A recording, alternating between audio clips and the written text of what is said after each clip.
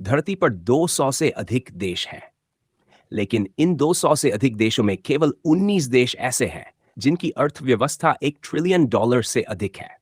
यानी कि दुनिया के 180 से ज्यादा देशों की जीडीपी 1 ट्रिलियन की 10% यानी 10% के बराबर भी नहीं है।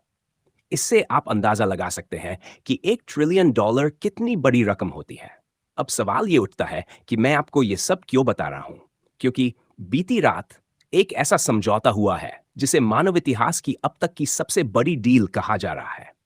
और इस डील के तहत जो घोषणाएं हुई है वो दुनिया को हिला देने वाली है। लेकिन इस डील की एक सच्चाई भी है जो आपको मुख्यधारा की मीडिया में नहीं बताई जा रही, और वही सच्चाई अब मैं आपको बताने जा रहा हूं। तो पहले जानिए कि यह डील है क्या। बीती रात अमेरिका के राष्ट्रपति डोनाल्ड ट्रंप पहुंचे कतर। वहां उन्होंने कतर के अमीर यानी शासक के साथ एक जबरदस्त आर्थिक समझौते पर हस्ताक्षर किए। इस डील का कुल मूल्य बताया गया है $1.2 ट्रिलियन। हिंदी में कहें तो 1 खरब 20 अरब डॉलर। इस डील को आर्थिक आदान प्रदान समझौता कहा जा रहा है। अब देखिए इस डील के मुख्य बिंदु। पहला, कतर अमेरिका से 210 बोइंग यात्री विमान खरीदेगा। दूसरा, अरबों डॉलर के अत्याधुनिक अमेरिकी हथियार, पनडुब्बियां और युद्धपोत खरीदेगा। तीसरा, कतर अमेरिका के शेयर बाजार, रियल एस्टेट और कंपनियों में 200 अरब डॉलर का निवेश करेगा। चौथा, एनर्जी, टेक्नोलॉजी और समुद्री सुरक्षा जैसे क्षेत्रों में भी अरबों डॉलर की साझेदारी होगी। अब अमेरिका भी कतर में निवेश करेगा। कतर में 38 अरब डॉलर से ज्यादा का निवेश करेगा। कतर के हवाई अड्डों को आधुनिक बनाएगा। तकनीकी पार्क बनाए जाएंगे। गैस और तेल क्षेत्रों में संयुक्त अन्वेषण भी किया जाएगा। अब आप सोचिए, इन सब को मिलाकर जो कुल मूल्य बनता है वो है $1.2 ट्रिलियन। और इसी वजह से इसे मानव इतिहास की सबसे बड़ी डील कहा जा रहा है। इतना ही नहीं, इस डील के अंतर्गत जो 210 बोइंग विमानों का ऑर्डर दिया गया है वह भी एविएशन इतिहास का सबसे बड़ा एयरक्राफ्ट ऑर्डर माना जा रहा है। इसकी वैल्यू बताई गई है $96 अरब। और इसमें अभी जनरल इलेक्ट्रिक के साथ अन्य अनुबंध जुड़े हैं जिससे यह और बढ़ने वाली है। लेकिन यहां एक बहुत बड़ा लेकिन है। दरअसल ये पहली बार नहीं है जब ट्रंप इस तरह की बड़ी डील लेकर आए हों। सन 2017 में ट्रंप ने सऊदी अरब के साथ भी ऐसी ही एक ऐतिहासिक रक्षा डील की थी। उस समय कहा गया था कि सऊदी अरब अमेरिका से 100 अरब डॉलर के हथियार खरीदेगा, यानी कि भारत की सेना के कुल बजट से भी ज्यादा।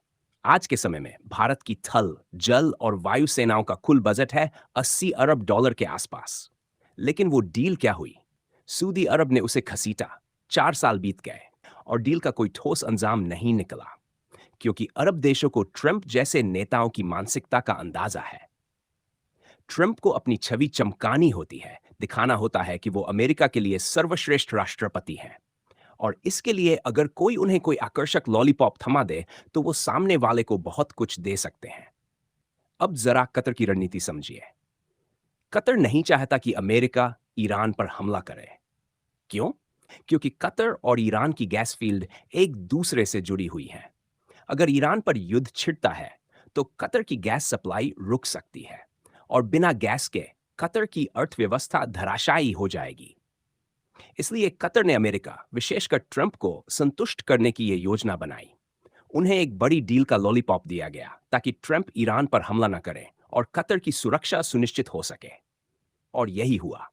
जैसे ही डील साइन हुई, ट्रंप ने इजराइल की आलोचना शुरू कर दी। यहां तक कहा कि तुम गाजा में बच्चों को मार रहे हो, लोगों को भूखा रख रहे हो। अब इसे कहिए कतर की मास्टर क्लास रणनीति। उन्होंने ट्रंप के सही दबाव बिंदु पहचाने और सही समय पर इस्तेमाल किए। भारत भी इसी रास्ते पर है। भारत जानता है कि ट्रंप टैरिफ को लेकर भावुक रहते हैं, तो भारत ने व्यापार पर कुछ छूट दी बिना शोर किए। और ट्रंप हर प्रेस कॉन्फ्रेंस में भारत की तारीफ करने लगे। क्यों? क्योंकि भारत की प्राथमिकता है ट्रंप का कार्यकाल शांतिपूर्वक पार करना। क्योंकि अगले 3 वर्षों के बाद ट्रंप फिर राष्ट्रपति नहीं बन पाएंगे। उसके बाद नया प्रशासन आएगा और भारत दीर्घकालिक संबंध बना सकेगा। लेकिन अभी भारत की नीति यही है, काम निकालो, चुप रहो और आगे बढ़ो।